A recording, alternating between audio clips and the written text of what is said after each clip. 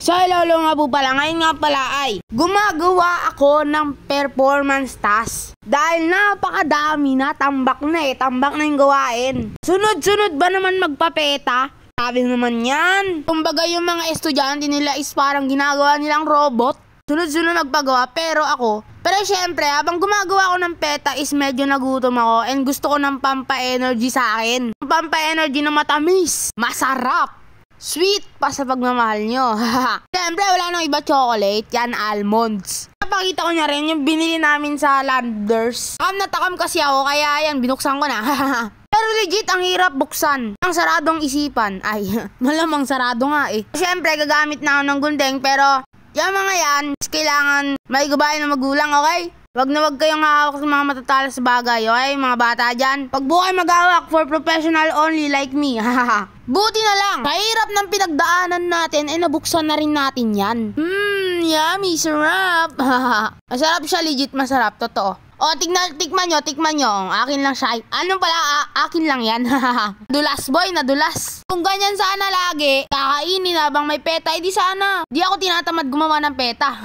Siyempre, dahil isang mabait akong kapatid, binigyan ko din si kuya dahil hindi ako selfish.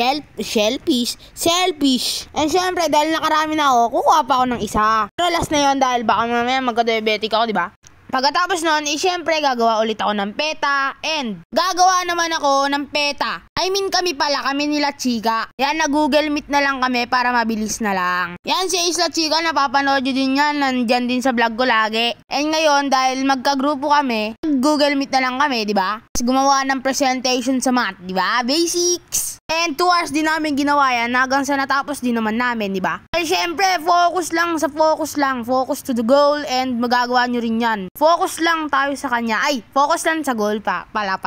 Dahil kapag nag-focus ka, is mabilis mo lang yan matatapos. Kaya kayo, sa mga karelasyon nyo, huwag kayo mag-focus sa kanila para hindi rin matapos ka agad relationship nyo.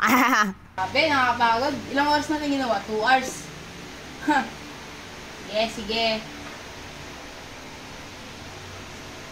Sige, pre. Bye-bye. Okay, goodbye.